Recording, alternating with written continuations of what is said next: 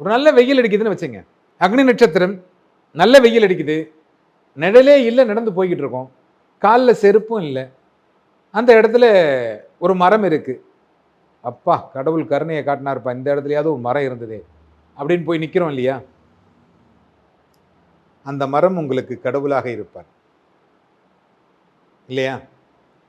சாரல் மழை அடித்துக்கொண்டே இருக்கிறது, குளிர் தாங்க முடியல, ஒரு வாரமா சாரல் மழை அடிச்சுக்கிட்டே இருக்கு. திடீர்னு பார்த்தா நீ கிளம்புற 8 மணிக்கு மேல வெயில் அடிக்க ஆரம்பிக்குது. அப்பாடா, ஒரு வழியா மழை விட்டுது, கடவுள் ஏதோ கண்ணை திறந்தாரு அப்படின்னு சொல்றோம் இல்லையா? ஒரு ஆக்சிடென்ட் ஆகுது, அந்த ஆக்சிடென்ட்ல யாரும் இறக்கவில்லை, யாருக்கும் ரொம்ப அடிபடல. அப்பாடா, கடவுள் ஏதோ எல்லாரையும் காவந்து பண்ணி விட்டாரியா அப்படின்னு சொல்றோம் இல்லையா? பெட்ரோல் போட்டா வண்டி ஓடிடாது, அதை இயக்கணும் ஒருத்தர் இல்லையா? இயக்குகின்ற பொழுது அவர் கவனத்தோடு இயக்க வேண்டும். எல்லாம் கடவுளுடைய கையில இருக்கு. இந்த கடவுள்ன்றது யாரு?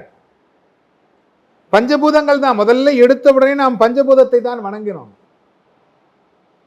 கடலை பார்த்தோம், கடல் ஆழி அப்படியே அடிச்சுக்கிட்டு இருந்தது, பயம், கடவுளை வணங்க ஆரம்பிச்சோம். பாம்பு கடிச்சா செத்துருவான், அந்த காலத்துல விஷம் கக்கக்கூடிய பாம்புகள் நிறைய இருந்தது, அதை வணங்க ஆரம்பிச்சோம். காத்து திடீர்னு வேகமா காத்தடிச்சு மரம் சாஞ்சி விழுந்துருது, காத்தை வணங்கினான். தண்ணீர் மழை பெய்து கொண்டே இருந்தது, மழையை வணங்கினான். பூமி 2ஆக உடைந்தது, பூமியை வணங்கினான்.